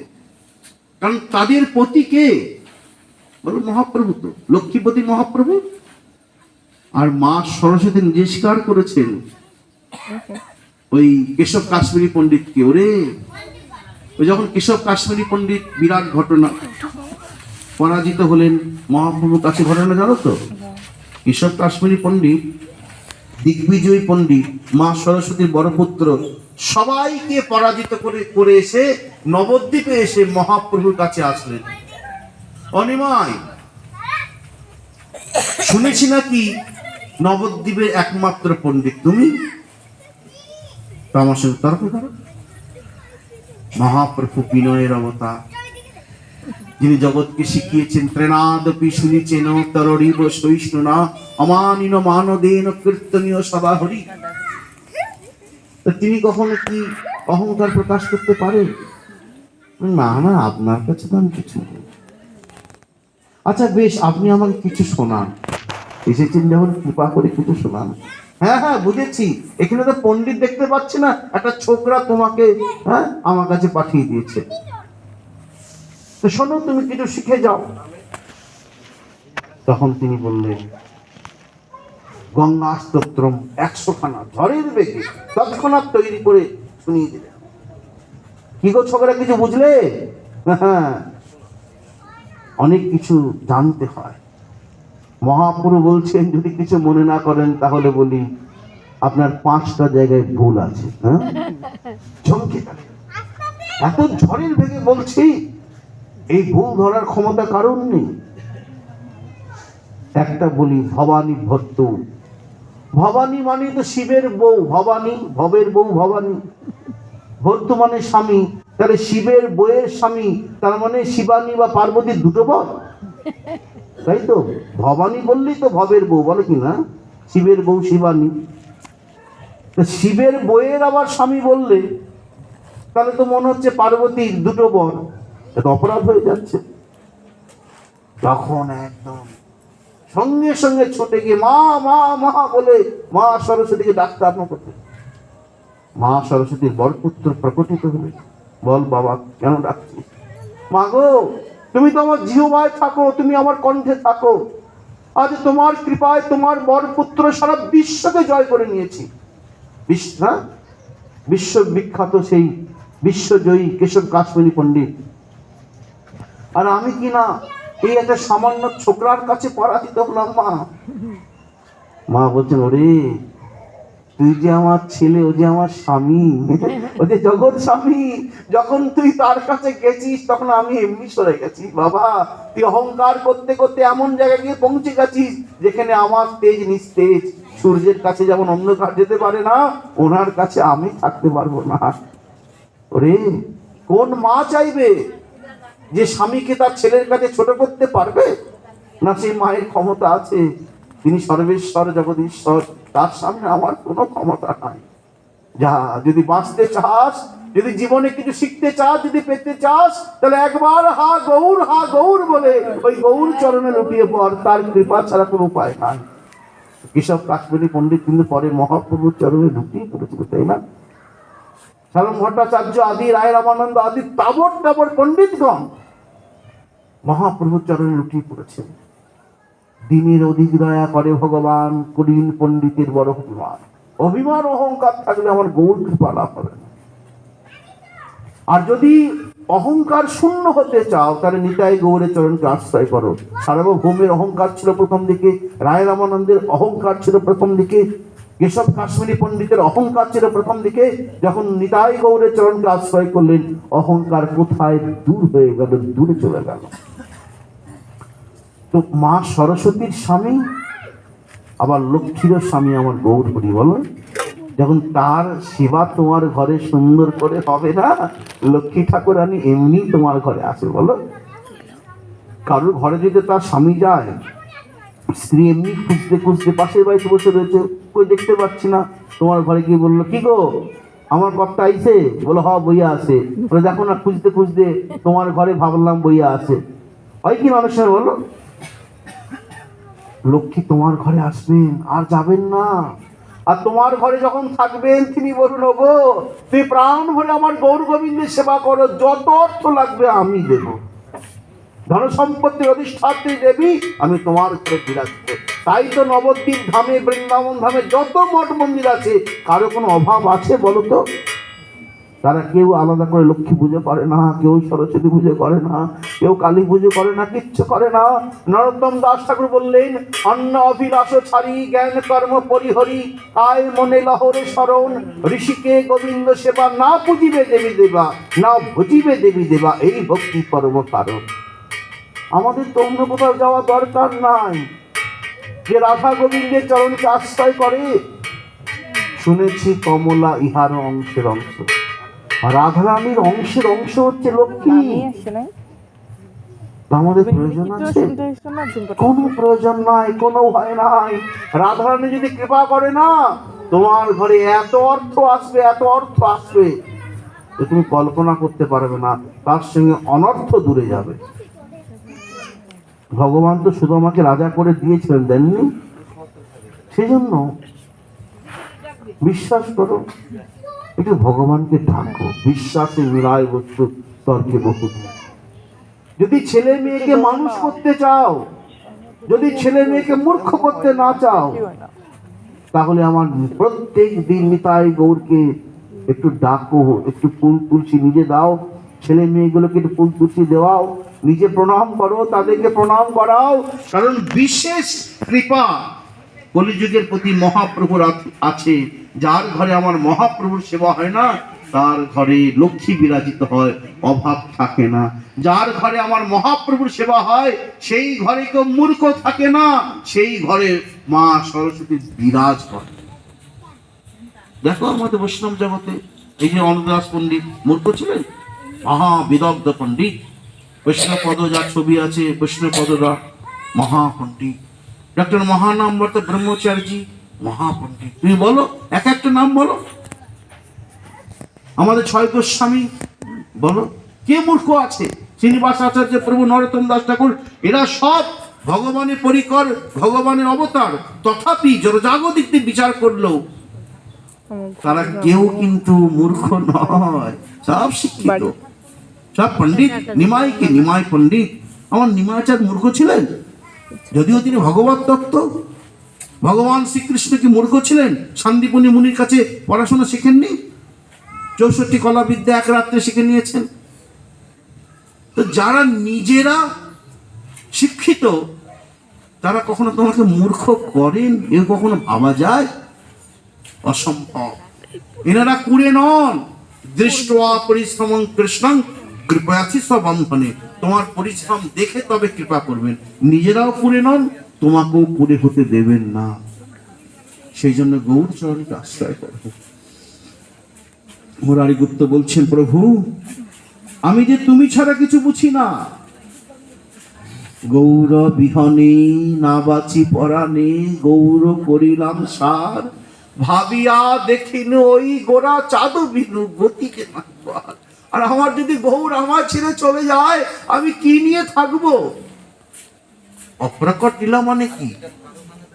আর প্রকট যেমন দেখতে পাই তেমন থাকবে না, বলো। আছে, ওই ভজন সাধন করলে দেখা যাবে। আর প্রকট লীলা মানে সবসময় কাছে পাওয়া যাবে, তাই না? অপ্রকট প্রকটতে একটু তফাৎ থাকবে গো। তবে প্রভু লীলা সম্বরণ করে নেবার আগে আমি আমার এই দেহটাকে বিসর্জন দিয়ে দেব। হ্যাঁ? ভক্ত যখন ভগবানের অদর্শন বিরহ জ্বালা সহ্য করতে না পারে না, তখন তার মনে হয় এরকম দেহ ত্যাগ করবো। ব্রজ সুন্দরী গণেরও হয়েছিল, রুক্মিণীর হয়েছিল, গ্রন্থ খুলে দেখবে। কিন্তু যখন প্রেমের অনুরাগ চরম হবে না, তখন তারা মরতে চাইলেও মরতে পারবে না। বলে কেন? তব কথা অমৃত, তোমার কথা তো অমৃত। একটা কাগজ আছে ওখানে টাকা। অমৃত যে পান করে সে অমর হয়ে যায়। তোমার কথা অমৃত পান করে আমরা বেঁচে আছি, আমাদের প্রাণ তো তোমার কাছে গচ্ছিত, আমরা মরতে চাইলেও মরতে পারি না। এরকম মারাত্মক জায়গা চলে যায় বিরহ, এমন এক জায়গা। তো সেই মুরারি গুপ্ত বলছেন খালি আমি কেউ জানতে পারবে না, সবার অলক্ষ্যে একটি অস্ত্র নিয়ে, বলো কাক পক্ষীও টের পাবে না, আমি আমার হৃদয় বিদীর্ণ করে দেহ ত্যাগ করবো। তবু আমার আগে আমার মহাপ্রভু লীলা সম্বরণ করে নেবেন, এ আমি শুনতে পারবো না। তো বাজার থেকে একটি অস্ত্র নিয়ে এসে ঘরের মধ্যে লুকিয়ে রেখেছেন, আর মনে মনে ভাবছেন যাওয়ার আগে যদি একবার গৌর বদন দর্শন করতে পেতাম, ওই গৌর বদন দর্শন করার পর আমি হা গৌর বলে অনায়াসে আমার দেহ বিসর্জন দিয়ে দিতাম। তাই প্রভু যাওয়ার আগে যদি একবার তোমার দর্শন পেতাম। হে মহাপ্রভু, তুমি তো সবার মনোবাসনা পূরণ করো। যে যথা মাং প্রপদ্যন্তে তাং তথৈব ভজাম্যহম, যে তোমার কাছে যা চায় তুমি তাকে তাই দাও। ভক্ত বলে তুমি বাঞ্ছা কল্পতরু, তাহলে প্রভু আমার ইচ্ছা কেন পূরণ করছো না? একটিবার এসো, একটিবার তোমাকে দর্শন করি, তোমাকে দর্শন করে আমার দেহ ত্যাগ করলেও আমার মহা আনন্দ হবে। প্রভু তুমি আসবে না একবার? খুব মন প্রাণ এক করে ডাকছেন এই মুরারি গুপ্তকে। এমন সময় শুনতে পাচ্ছেন কি যেন ডাকে, মুরারি, ও মুরারি। মুরারি ভাবছেন এত সুন্দর ডাক, তাহলে কি আমার প্রভু আমাকে ডাকছেন? না না, এটা আমার ভ্রম। আমি তো সবসময় প্রভুকে ডাকি, তাই ভাবছি প্রভু আমাকে ডাকছেন। নাহলে যিনি নিখিল বিশ্বধীশ্বর, তিনি কি এত তাড়াতাড়ি আমার ডাকে সাড়া দেবেন? এটা আমার ভ্রম। আমার সেই ডাক, ও মুরারি, একবার দরজাটা খোলো, তাকিয়ে দেখো। তুমি যার আরাধনা করছো, যার তুমি এত তপস্যা করছো, যার নাম করতে করতে তুমি চোখের জলে মুখ ভাসাচ্ছ, আমি সেই তোমার আরাধ্য দেবতা, আমি তোমার দুয়ারে দাঁড়িয়ে ধরেছি। একবার মুরারি দরজাটা খুলে তাকিয়ে দেখো। মুরারি বলছেন আওয়াজ তো শুনতে পাচ্ছি, আকর্ষণ তো অনুভব করছি, কিন্তু এখনো মনে হচ্ছে না না এটা আমার ভ্রম। যাকে যুগ যুগ ধরেও ডেকে পাওয়া যায় না, সে অনাদির আদি গোবিন্দ আমার প্রভু মহাপ্রভু রূপে এসেছেন, তিনি কি এত তাড়াতাড়ি আমারটাকে সাড়া দেবেন? আমার সেটা মুরারি, ও মুরারি, দেখো আমি তোমার দরজায় দাঁড়িয়ে আছি। এবার মুরারি বলছেন না, এমন দুর্বার আকর্ষণ, তাই না? তার ডাকে ভগবান মহাপ্রভু তার রূপের এক কণ ডুবায় সর্বত্রিভুবন, সর্বপ্রাণী করে আকর্ষণ। একবার যেই হ্যারে সেই আঁকি ফেরাতে নারে, মন উন্মাদ বোরা রায়। যখন ডাক দেবে না, মনে আছে ভগবান কৃষ্ণ বংশী ধ্বনি দিয়েছিলেন এই রাসে, ব্রজ সুন্দরীগণ ঘরে থাকতে পেরেছিলেন মধ্যরাত্রিতে, যে যে অবস্থায় ছিলেন ছুটে চলে এসেছিলেন, সেই কৃষ্ণই তো আমার গৌর হরি। যখন তিনি ডাক দেবেন, তোমার ক্ষমতা আছে ঘরের মধ্যে বসে থাকা। দুর্বার আকর্ষণ, এমন আকর্ষণ তো সাধারণ মানুষের হতে পারে না। নিশ্চয়ই এত সুন্দর ডাক আমার প্রভু ছাড়া কারো হতে পারে না। যেই বাবা সেই কাজ, ছুটে গিয়ে দরজা খুলে দেখছেন বাইরে দাঁড়িয়ে রয়েছেন ভুবন ভুলানো আলোয় আলোকিত করে আমার গৌরাঙ্গ সুন্দর। আহা মরি মরি কি রূপ মাধুরী, কি দেব রূপের তুলনা। গৌরবরণ মণি আভরণ নটুয়া মোহন বেশ, দেখিতে দেখিতে জগৎ ভুলালো টলালো সকল দেশ।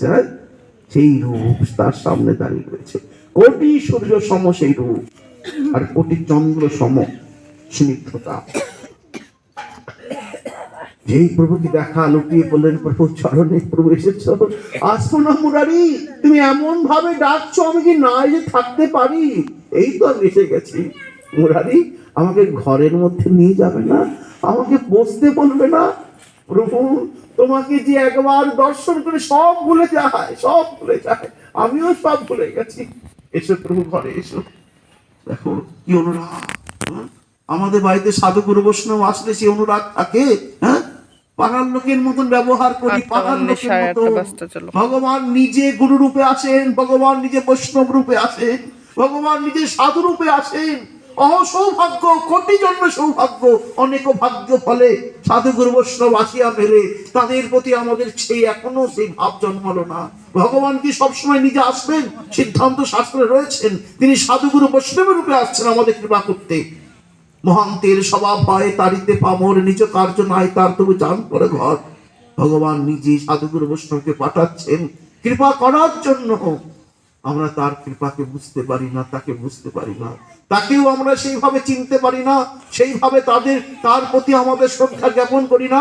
আর তার প্রেরিত দূত, রাজার দূত মানে রাজার মতন সমান সম্মানের অধিকারী, তার সেই আপন জনেরা আমাদের ঘরে কৃপা করে আসছেন, তার প্রতিও আমাদের সেরকম শ্রদ্ধা ভক্তি আমরা দেখতে পাই না। কি করে হবে বলো, কি করে হবে? প্রভুকে বসতে আসন দিলেন, প্রভুকে প্রণাম করলেন। মহাপ্রভু বলছেন, মুরারি, এই তো এসেছি তোমার ডাকে। হ্যাঁ প্রভু এসেছ, বলো প্রভু আমি তোমার কি সেবা করতে পারি, বলো প্রভু। মুরারি, সত্যি তুমি আমার সেবা করবে? যদি সত্যি তুমি আমার সেবা করতে চাও, সেবা মানে তো সুখ, যদি তুমি আমাকে সত্যি সুখী করতে চাও, ওই যে ঘরের মধ্যে লুকিয়ে রেখেছো অস্ত্রটি, ওটি আমাকে দাও, দাও মুরারি দাও। মুরারি কাঁদতে কাঁদতে তাকিয়ে রয়েছেন প্রভুর দিকে, প্রভুর দিকে তাকিয়ে আছেন আর বলছেন, প্রভু এ তো কারোর জানার কথা নয়, আমি তো কাউকে জানাইনি, মনে মনে ভেবেছিলাম কেউ জানতে পারবে না, কাক পক্ষীও টের পাবে না, সবার অলক্ষ্যে ওই অস্ত্র দিয়ে হা গৌর বলে আমার হৃদয় বিদীর্ণ করে আমি আমার দেহ ত্যাগ করবো, তবু গৌর বিরহ আমি সইতে পারবো না প্রভু। আমি তো কাউকে বলিনি প্রভু, কারোর তো জানার কথা নয়। বুঝে গেছি প্রভু, আর কেউ জানতে পারুক বা না পারুক, তুমি সব জানতে পারো। তুমি যে চৈতন্য সর্বেষাং চিত্তম পশ্যতি, সবার অন্তরকে যিনি দেখতে পান, যিনি সবার অন্তরকে আকর্ষণ করেন, তিনি তো চৈতন্য। তাই তো আমার মনের কথা, গোপন কথা যা কারোর জানার কথা নয়, তুমি জেনে গেছো। তুমি যে ভগবান, তুমি যে অন্তর্যামী, তুমি যে চৈতন্য। মুরারি গুপ্ত সেই অস্ত্রটি প্রভুর হাতে তুলে দেবেন। মুরারি, বলো প্রভু এই দেহটি কার, বলো কার দেহ? হ্যাঁ, আমাদের খেয়াল আছে? মহাপ্রভু নিজে মুখে বলেছেন সনাতন গোস্বামী পাদকে চৈতন্য চরিতামৃতে, দীক্ষা কালে শিষ্য করে আত্মসমর্পণ, সেই কালে কৃষ্ণ তারে করে আত্মনিবেদন। নববিধা ভক্তির একটি অঙ্গ, নিজেকে ভগবানকে নিবেদন করে দিতে হয়। যখন গলায় তুলসীর মালা ধারণ করে গুরুদেব কর্ণে মন্ত্র দিয়ে যখন আমাকে ভগবানের কাছে নিবেদন করে দেন, তখন কি আর আমি আমার থাকি? তখন আমি হয়ে যাই গোবিন্দের, তাই না? যখন গুরুদেব কানে মন্ত্র দিচ্ছেন, কর্ণে মন্ত্র দিলা যে এই জন্মে জন্মে গুরু সেই দিব্য জ্ঞান হৃদয়ে প্রকাশিল, যখন গুরুদেব কানে মন্ত্র দেন, তখন আমি কার হই? গুরুদেবে। তখন আমি আমার থাকি। আর দীক্ষা নিচ্ছি গুরুদেবের কাছে, কিন্তু গুরুদেবের কথা শুনছি না, তা কখন হয়? এই দেহ তার, তিনি যেমন ভাবে, তোমার ঘর যখন হবে তুমি যে রংটা চাইবে, তুমি যেমন ভাবে ঘরটাকে সাজাবে, যারা ঘর রং করতে আসে, যারা ঘর তৈরি করতে আসে, তোমার সঙ্গে তোমার অনুমতি নিয়ে তাদের করতে হয়, তাই না? তারা তৈরি করতে পারে, কিন্তু মালিকটা কিন্তু তুমি। যদিও তারা বলতে পারে এই রংটা করুন, কিন্তু অনুমতি তোমার, তাই না বলো? তেমনি ভাবে এই দেহ তো তোমার নয়, এটা গুরুদেবের দেহ। গুরুদেব এই দেহকে সুন্দর করবেন যাতে ভগবত সেবার উপযোগী হতে পারো, যাতে তোমার জীবনটা সুন্দর হয়, যাতে তোমার জীবনে দুঃখ না আসে, যাতে তুমি নিজেকে তৈরি করতে পারো। যেমন সোনা আগুনে পুড়িয়ে জলের মধ্যে চুবিয়ে তবে কি সেটা হাড়ে পরিণত হয়, তেমনি ভাবে শ্রী গুরুদেব তোমাকে বিভিন্ন ভাবে পরীক্ষা করে একটা বাজতে চলো আর একটু কষ্ট দিয়ে আবার একটুখানি আনন্দ দিয়ে তিনি তোমাকে এত সুন্দর হাট তৈরি করবেন যে হাটটা আমার গোবিন্দের চরণ প্রান্তে প্রান্তে পৌঁছে যাবে, তবে তো জীবন সার্থক হবে। কি কয় অধিবেশ বলো মুরারি, এই দেহটা কার? মুরারি বলছেন প্রভু এই দেহ তোমার। তাহলে মুরারি এই দেহ যদি আমারই হবে, আমাকে না জানিয়ে তাকে নষ্ট করতে যাচ্ছ কেমন করে বলো? মুখে বলছে প্রভু এই দেহ তোমার, আর কাজের বেলা আমার। না মুরারি, আমার মাথার দিব্যি রইল এমন বুদ্ধি আর প্রভু না আনিবা। এই দেহ তো ভজনের দেহ, একে নষ্ট করতে না। কিন্তু সনাতন গোস্বামী ভাবছেন যে দেখো এই দেহ যদি আমার গোবিন্দ সেবায় না লাগে তাহলে এই দেহ রেখে কি লাভ? সামনে রথ, তখনকার দিনে না ওই রথের তলায় অনেকে নিজেকে বিসর্জন দিয়ে দিত, তখনকার দিনে হতো। এখন তো নানা রকম পদ্ধতি এসে গেছে, তুমি রথের দড়ি ধরতে পারবে না, তাই না? রথের সামনেই যেতে পারবে না, পুরীতে যেতে হয়। তখনকার দিনে অনেকে ওই রথের তলায় নিজেকে সঁপে দেওয়াটা এটা পুণ্যের ভাব বলে জানতো, মানত।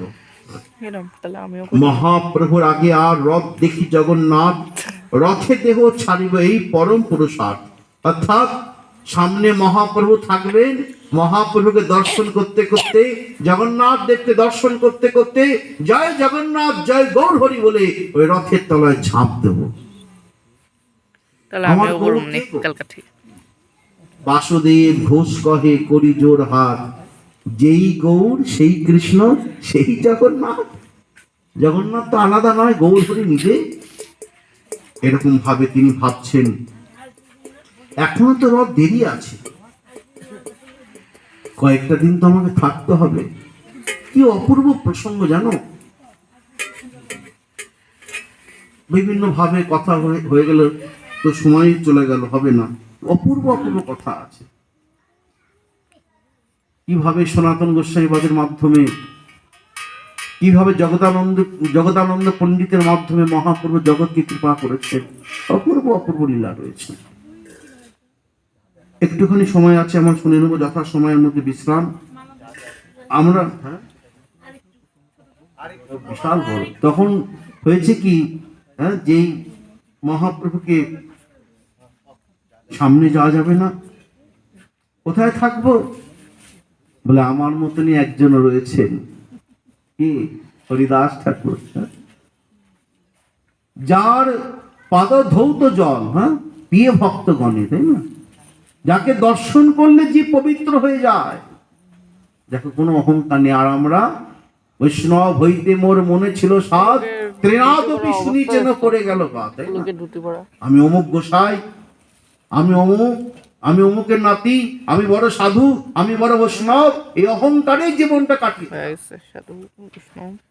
চার প্রকার অমঙ্গল আছে, তার মধ্যে এক প্রকারের অমঙ্গল হলো ভক্তত্ব অমঙ্গল। ভক্তি থেকে যে অমঙ্গল হয়, আমি বড় সাধু, আমাকে সবার আগে আসন নিতে হবে, আমাকে সবার আগে গলায় মালা দিতে হবে, আমাকে প্রণাম করতে হবে, আমাকে দক্ষিণা দিতে হবে, এই ভাবনা যার থাকবে, লোকের কাছে প্রণাম পাবে, প্রণামই পাবে, গৌর গোবিন্দের কৃপা তার হবে না। অহংকারে মত্ত হইয়া নিতাই পদ পাশরিয়া, অসত্যের সত্য করি মানে যে আমি হই আর তুমি হও, আমিও বাদ যাচ্ছি না সেখান থেকে, অত সহজ নয়। পাপ কখনো বাপকে ছাড়বে না, ভগবানের কৃপা না এরকমই। ভগবানের কাছে ওইসব চলবে না। কৃষ্ণ ভজনে নাহিক জাতি কুলাদি বিচার, যেই ভজে সেই বড় অভক্তহীন ছাড়। সেখানে যখন ভজন জগতে প্রবেশ করবে না, আর এই জন্যই বললেন জাতি কুলাদি নিরর্থক বোঝাইতে হরিদাস জন্ম নিলেন অধম কুলেতে। এই হরিদাস ঠাকুরকে কেন নিয়ে আসলেন? ইনি সাক্ষাৎ ব্রহ্মা, ইনি সাক্ষাৎ প্রহ্লাদ। চৈতন্য ভাগবতের সিদ্ধান্ত অনুসারে এই আমার মতন মূর্খকে শেখাবার জন্য যে দেখো এখানে জাত দিয়ে কুল দিয়ে ভগবানের ভজন হয় না। হয় কি? হয় না। নরোত্তম দাস ঠাকুর কোন জাতের ছিলেন? রঘুনাথ দাস গোস্বামী বাদে কোন জাতের ছিলেন? এই বিচার হয়? হরিদাস ঠাকুর কোন জাতের ছিলেন? বিচার হয়? হয় না। ভজন রাজ্যে যখন প্রবেশ করবে না, তখন এইসব আর 1 মিনিট পর ধারে সাড়ে কাছে, 8টা। হ্যাঁ, কেউ এইসব দেখবে না। টিউবলাইটটা যখন জ্বলে, টিউবলাইটের পেছনে যে একটা কাঠামো থাকে না, যার মধ্যে টিউবলাইটটা রাখা হয়, সেসব দেখতে তাকায়, টিউবলাইটের আলো দিয়ে আলো হয়ে যায়।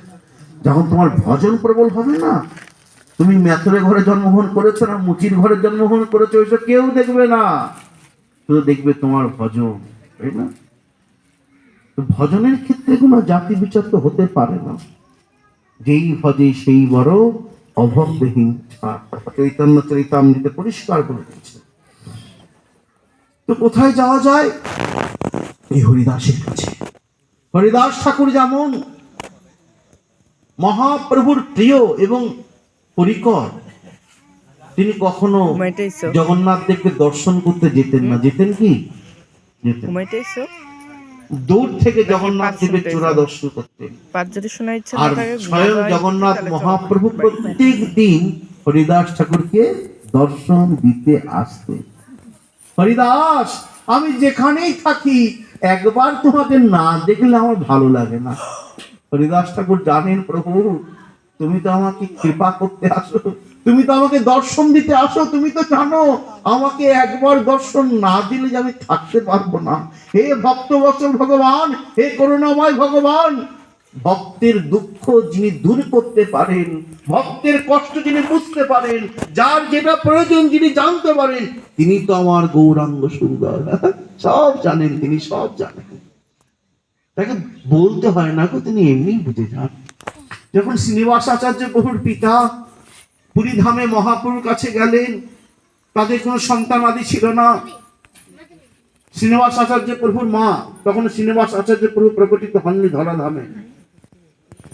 স্বামী স্ত্রী বলছেন, দেখো না, আমাদের যদি একটা পুত্র হতো কত ভালো হতো, অন্তত ভগবানের সেবাটা তো সে করতে পারতো। চলো না, পুরী ধামে তো মহাপ্রভু রয়েছেন, যিনি জগদীশ্বর জগতে না, চলো না তার কাছে গিয়ে মনের কথা বলি, তিনি ইচ্ছা করলে তো সব হয়ে যায়। কর্তম অকর্তম অন্যত কর্তম সমর্থ, যার ইচ্ছা ছাড়া গাছের পাতা নড়ে না। এখন ঈশ্বর কৃষ্ণ আর সব বৃত্ত, যারে জইছে না চায় সে তৈছে করে নিত্য। আপন ইচ্ছায় জীব কোটি বাঞ্ছা করে, কৃষ্ণের যা ইচ্ছা সেই ফল ধরে। এই দুটো মন্ত্র যদি কেউ মনে রাখতে পারে না, তার জীবনে কোনো দুঃখ আসবে না। দুটো মন্ত্র। আরেকটি কথা কি, ভগবান যা করেন ভালোর জন্যই করেন, এইটা মনে রাখো, দেখবে তোমার জীবনে সব ভালো হবে। আর নিজের ইচ্ছা কিচ্ছু হয় না, ভাবো, তুমি ভাববে এক, হয়ে যাবে আর এক। হ্যাঁ, 8:30 পার হলো। ভেবে দেখো না, অনেককে আমি শুনেছি এক ভেবে বড় হয়েছে, তার জীবনে আর এক হয়ে গেছে।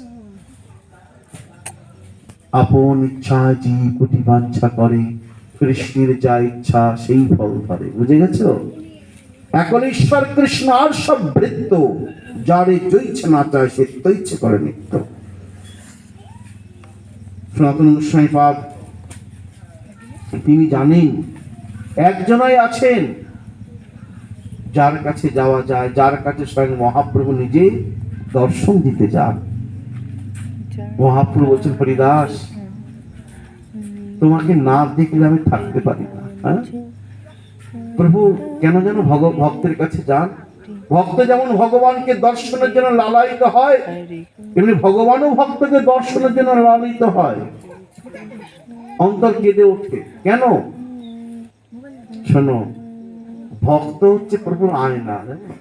আমরা যেমন আয়নায় দাঁড়াই, দেখি আমাকে দেখতে কেমন লাগছে, কেমন সেজেছি, তেমনি ভগবানকে যখন কেউ সাজায় না, ভগবানের যারা সেবকরা, যখন ভগবানের ইচ্ছা হয় আমি দেখি তো আমাকে আজ দেখতে কেমন লাগছে, আয়নাটা কে গো? বলো ভক্ত। হ্যাঁ, ভক্তরূপী আয়না যখন এসে দাঁড়ায় না, তখন প্রভু সেই ভক্তরূপী আয়নার মধ্যে নিজেকে দেখে নেন, আজকে তাকে দেখতে কেমন লাগছে। আর ভক্ত যখন আহা কি সুন্দর প্রভু আজ ছেড়েছে, তোমাকে মুখে বলতে হবে না গো, তোমাকে বলতে হবে না, ভক্ত এমনি বললো, আহা প্রভু কি অপূর্ব সেজেছে। তখন তোমার জীবন সার্থক হবে যে তোমার হাত দিয়ে প্রভু নিজে সেজেছে। হ্যাঁ, তুমি তো নিমিত্ত মাত্র। তো ভক্তরূপী আয়নাকে প্রভু দেখেন আজ তিনি কেমন সেজেছেন। সেই জন্য হরিদাস তার কাছে প্রভু না এসে থাকতে পারেন না। এই তো নিশ্চয় করি নীলাচলে আইলাম, লোকে পুচি হরিদাস স্থানে উত্তরিলাম।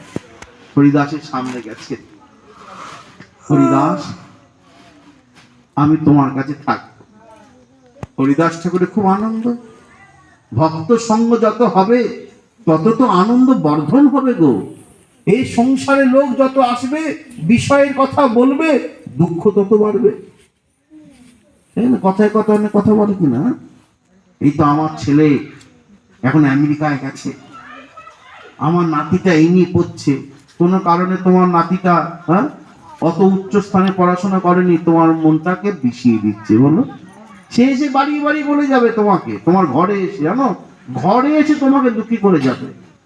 আর সাধু তোমাকে দুঃখী করবে না তো, সাধু এসে তোমাকে হরিকথা শুনিয়ে তোমার বিষাক্ত মনটাকে অমৃতময় করে তুলবে। এই জন্য সাধুর আগমনে এত মহিমা। হরিদাস ঠাকুর সনাতন গোস্বামী পাদকে কাছে টেনে নিয়েছেন। হরিদাসের কইল তিহ চরণ বন্দন,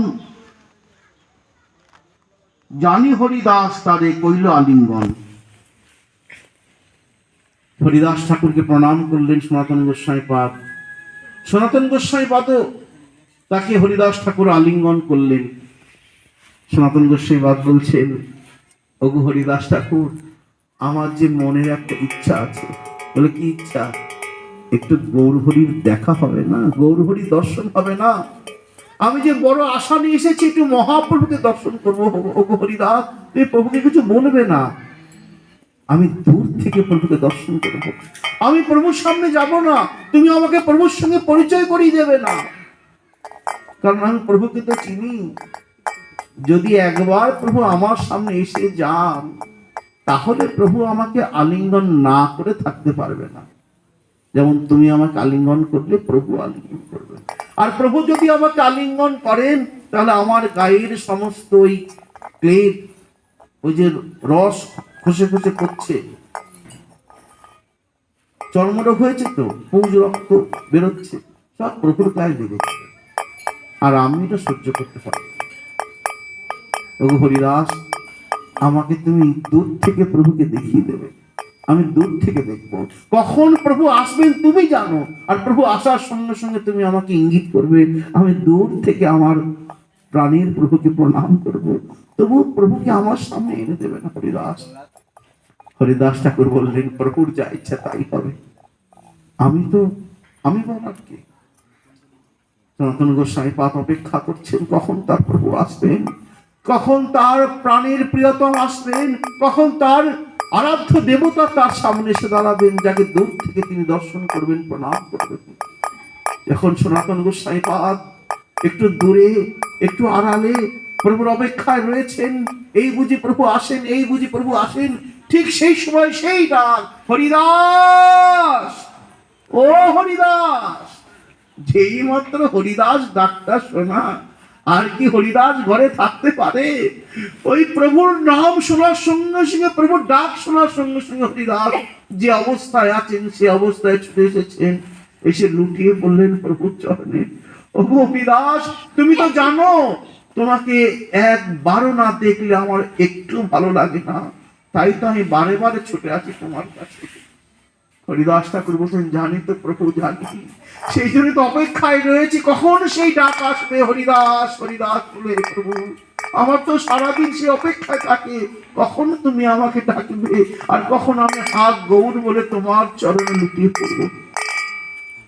হরিদাস ঠাকুর প্রণাম করলেন মহাপ্রভুর চরণে। মহাপ্রভু আলিঙ্গন করলেন হরিদাস ঠাকুরকে। এমন সময় দূর থেকে দেখছেন সনাতন গোস্বামী পাদ, ওই তো আমার প্রভু, ওই তো আমার প্রাণ সর্বস্ব, ওই তো আমার জীবন সর্বস্ব, যার জন্য আমি সব ত্যাগ করেছি, যার জন্য আমি সমস্ত কষ্ট সহ্য করেছি, যার জন্য আমি এতদূর ছুটে এসেছি, এই তো আমার প্রভু দাঁড়িয়ে রয়েছেন, এই তো আমার জীবন সর্বস্ব দাঁড়িয়ে রয়েছেন, প্রাণ ভরে বদন ভরে দর্শন করছেন মহাপ্রভুকে। তার জন্য আর কিছু পাওয়ার নাই, তার জীবনে সব পাওয়া হয়ে গেছে যখন তিনি তার প্রাণের গৌরকে দর্শন করেছেন। ভক্ত ভগবানের মিলন হচ্ছে, হরিদাস ঠাকুরকে আলিঙ্গন করছেন মহাপ্রভু। এমন সময় তার বুকটা ধুরু ধুরু করে কেঁপে ওঠে, ধুরু ধুরু করে কাঁপছে। ওই দেখো, ওই দেখো, ওই দেখতে পাচ্ছি আমার হরিদাসের কাছ থেকে প্রভু চোখটাকে সরাচ্ছেন। কার দিকে চোখ দেয়, কার দিকে চোখ দেয়? এখানে আস্তে আস্তে মহাপ্রভু যেন সনাতন গোস্বামী পাদের দিকে তাকাচ্ছেন।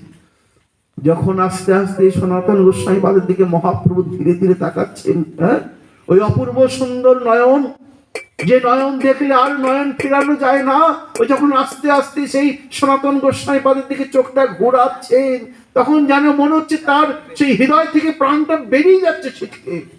দূরে দূরে করছে, ওই দেখো প্রভু তাকাচ্ছেন, ওই দেখো আমার জীবন সর্বস্ব তাকাচ্ছেন, আমার প্রাণেশ্বর তাকাচ্ছেন, আমার প্রাণনাথ আমার দিকে তাকাচ্ছেন। আর আর কিছু চাপার নেই, আর কিছু বলার নেই, সব পাওয়া হয়ে গেছে। প্রভু তাকালেন হরিদাস, হ্যাঁ, হরিদাসের থেকে সনাতন গোস্বামী পাদের দিকে। সনাতন গোস্বামী পাদের নয়নে নয়ন দিলেন মহাপ্রভু।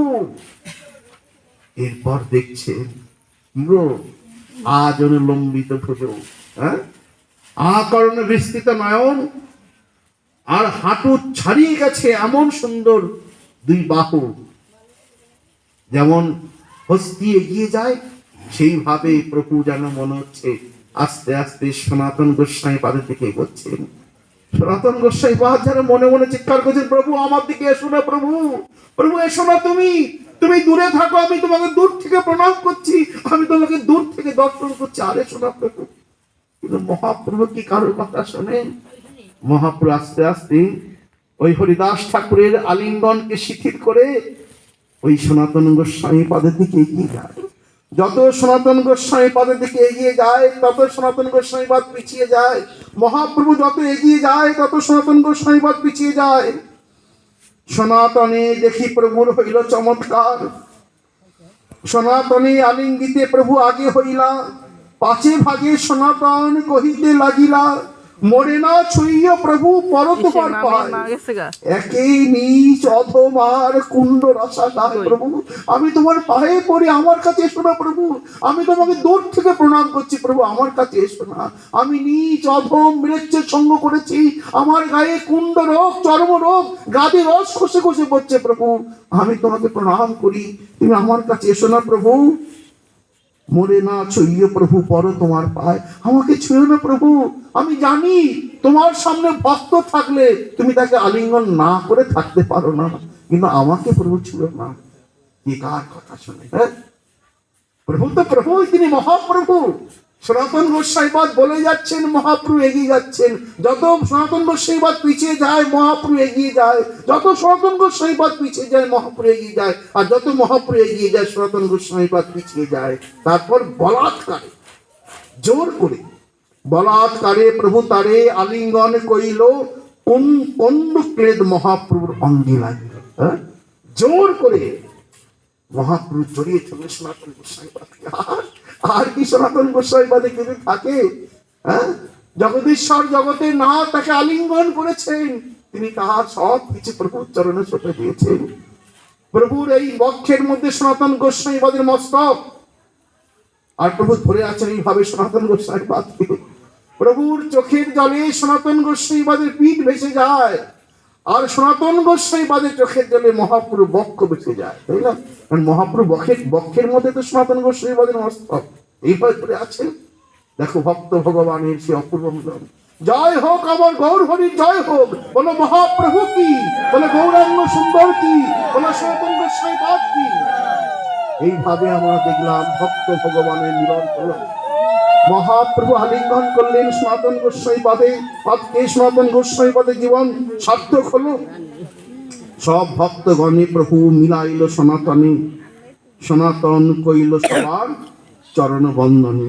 এইভাবে আমরা দেখলাম মহাপ্রভুর সঙ্গে সনাতন গোস্বামীপাদের অপূর্ব মিলন হলো। এরপর আরো আছে, ভবিষ্যতে কখনো সুযোগ হলে আমরা শ্রবণ করব। তবে এইটুকুনি শুনে রাখো, মহাপ্রভু যেটা বলেছেন, কুবুদ্ধি ছাড়িয়া করো শ্রবণ কীর্তন, অচিরাতে পাবে তবে কৃষ্ণের চরণ। নিজ জাতি নহে কৃষ্ণ ভজনে অযোগ্য, সৎকুল বিপ্র নহে ভজনের যোগ্য। যেই ভজে সেই বড় অভক্তিহীন ছাড়, কৃষ্ণ ভজনে নাহি জাতি কুলাদি বিচার। দিনের অধিক দয়া করে ভগবান, কুলীন পণ্ডিত ধনির বড় অভিমান। ভজনের মধ্যে শ্রেষ্ঠ নববিধা ভক্তি, কৃষ্ণ প্রেম কৃষ্ণ দিতে ধরে মহাশক্তি, তার মধ্যে সর্বশ্রেষ্ঠ নাম সংকীর্তন, নিরপরাধী লইলে নাম পায় প্রেমধন। হরে কৃষ্ণ কৃষ্ণ কৃষ্ণ হরে হরে, হরে রাম রাম রাম হরে হরে, হরে কৃষ্ণ কৃষ্ণ কৃষ্ণ হরে হরে, হরে রাম রাম রাম হরে হরে, হরে কৃষ্ণ কৃষ্ণ কৃষ্ণ হরে হরে, হরে রাম রাম রাম হরে হরে। নিতাই গৌর সীতানাথ প্রেমানন্দে হরি হরি বল। জয় গুরু।